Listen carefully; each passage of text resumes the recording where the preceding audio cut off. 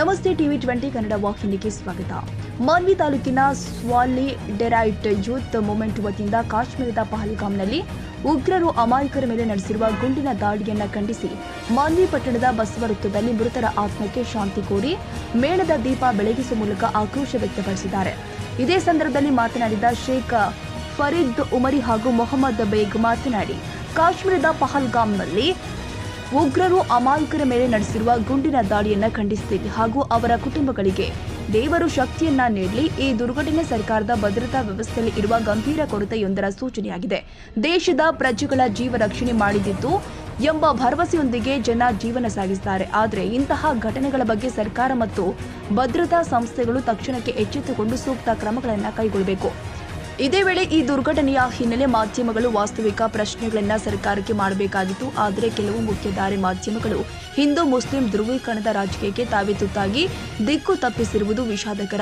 ಇಂತಹ ಅಪಘಾತಗಳು ದೇಶಕ್ಕೆ ಜನತೆಯ ಭದ್ರತೆಗಾಗಿ ಏನು ಕ್ರಮ ತೆಗೆದುಕೊಳ್ಳಲಾಗ್ತಾ ಇದೆ ಎಂಬುದರ ಕುರಿತು ವಾಸ್ತವವಾದ ಚರ್ಚೆ ನಡೆಯಬೇಕಾದ ಸಂದರ್ಭದಲ್ಲಿ ರಾಜಕೀಯ ಲಾಭಕ್ಕಾಗಿ ಧಾರ್ಮಿಕ ಭಿನ್ನತೆಗೆ ಉರುಳುವುದು ಜನಸಾಮಾನ್ಯರ ಮೇಲೆ ನಿಷ್ಠುರ ದ್ರೋಹವಾಗಿದೆ ಎಂದಿದ್ದಾರೆ.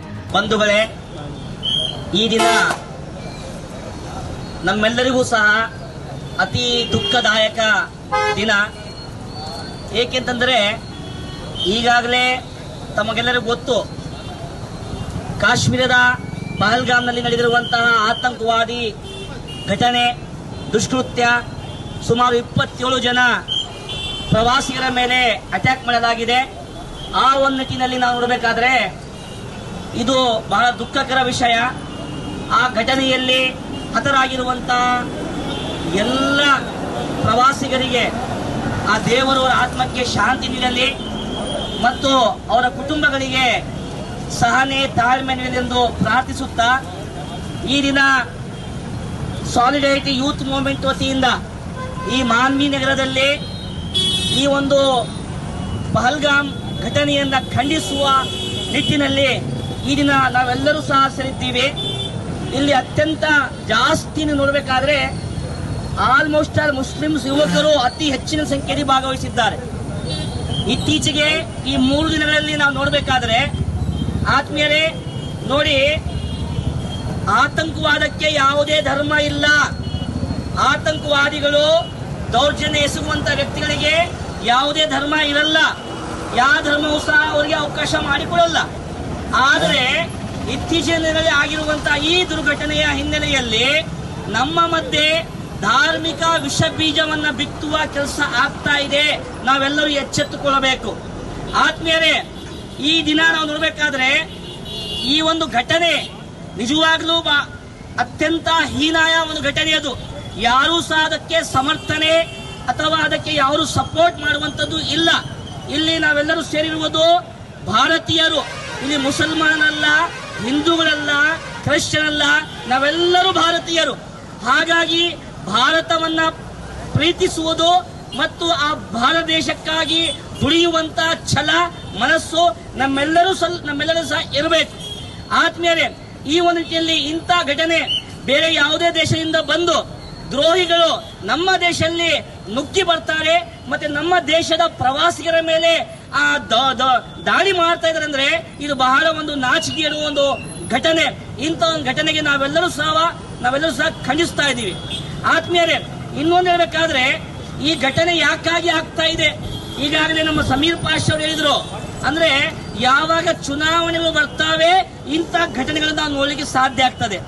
ಆತ್ಮೀಯರೇ, ನಿಜವಾಗ್ಲೂ ಹೇಳಬೇಕಾದ್ರೆ ನಮ್ಮ ರಾಜಕೀಯ ವ್ಯವಸ್ಥೆ ಏನಿದೆಯಲ್ಲ, ಈ ರಾಜಕಾರಣಿಗಳು ಯಾವ ದಿಕ್ಕಿನಲ್ಲಿ ಒಯ್ತಾ ಇದ್ದಾರೆ ಅನ್ನೋದು ಅರ್ಥ ಆಗ್ತಾ ಇಲ್ಲ. ಆತ್ಮೀಯರೇ, ಈಗ ಬಿಹಾರ್ ಚುನಾವಣೆ ಇದೆ. ಇಂಥ ಸಂದರ್ಭದಲ್ಲಿ ಈ ಘಟನೆ ಜರುಗುತ್ತದೆ. ಇದೇ 8ನೇ ತಾರೀಕಿಗೆ ಅಮಿತ್ ಶಾ ಅವರು ಗೃಹ ಸಚಿವರು ಆ ಕಾಶ್ಮೀರಕ್ಕೆ ಹೋದಾಗ ಹೇಳ್ತಾರೆ, ನಾವು ಇಲ್ಲಿ ಸಂಪೂರ್ಣವಾಗಿ ವ್ಯವಸ್ಥೆ ಮಾಡಿದ್ದೀವಿ, ಯಾವುದೇ ದುರ್ಘಟನೆ ಇಲ್ಲ ಅಂತೇಳಿ. ಆದ್ರೆ ಕೇವಲ 20 ದಿನದ ಅವಧಿಯಲ್ಲಿ ನಾವು ನೋಡಬೇಕಾದ್ರೆ ಇಂಥ ಒಂದು ಪೈಶಾಚಿಕ ಒಂದು ಘಟನೆ ಜರುಗ್ತಾ ಇದೆ. ಆದ್ಮೇಲೆ ಈ ನಿಟ್ಟಿನಲ್ಲಿ ನಮ್ಮ ಕರ್ನಾಟಕದ 3 ಜನ ಅಲ್ಲಿ ಹತರಾಗುತ್ತಾರೆ. ಆ ಎಲ್ಲ ಕುಟುಂಬಗಳಿಗೆ ನಾವೆಲ್ಲರೂ ಪಹಲ್ಗಾಮ್ನಲ್ಲಿ ನಡೆದಂತಹ ಭಯೋತ್ಪಾದನಾ ಗುಂಡಿನ ದಾಳಿಯನ್ನು ಖಂಡಿಸುತ್ತಾ ಮತ್ತು ಅಲ್ಲಿ ಸಾವನ್ನಪ್ಪಿರುವಂತಹ ಜನಗಳ ಆತ್ಮಕ್ಕೆ ಶಾಂತಿ ಸಿಗಲೆಂದು ಮತ್ತು ದೇವರು ಅವರ ಕುಟುಂಬಕ್ಕೆ ದುಃಖವನ್ನು ಭರಿಸುವಂತಹ ಶಕ್ತಿಯನ್ನು ನೀಡಲೆಂದು ನಾವೆಲ್ಲರೂ ಕೂಡ ಇವತ್ತು ಈ ಒಂದು ಕ್ಯಾಂಡಲ್ ಮಾರ್ಚ್ ಅನ್ನು ಆಯೋಜಿಸಿದ್ದೇವೆ.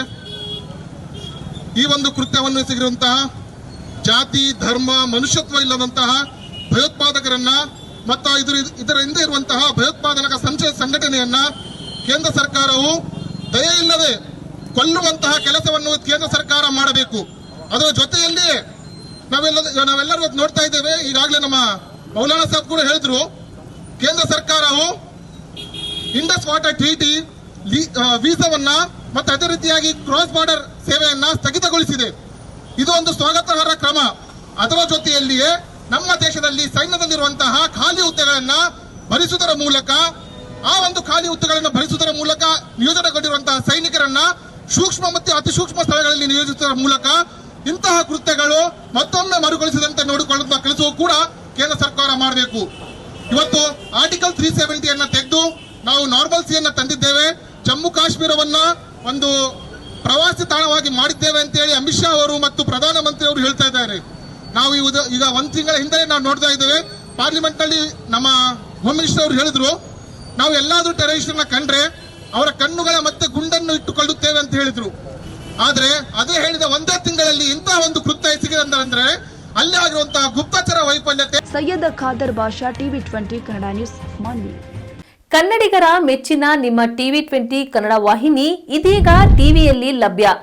ಕರ್ನಾಟಕ ಮತ್ತು ದೇಶ ವಿದೇಶದ 360 ಡಿಗ್ರಿ ಸುದ್ದಿ ವಿವರವನ್ನ ಪಡೆಯುವುದಕ್ಕೆ ಟಿವಿ 20 ವಾಹಿನಿಯನ್ನು ಲೈಕ್ ಮಾಡಿ, ವಿಡಿಯೋಗಳನ್ನು ಶೇರ್ ಮಾಡಿ, ಕಮೆಂಟ್ ಮಾಡಿ, ಸಬ್ಸ್ಕ್ರೈಬ್ ಮಾಡಿ.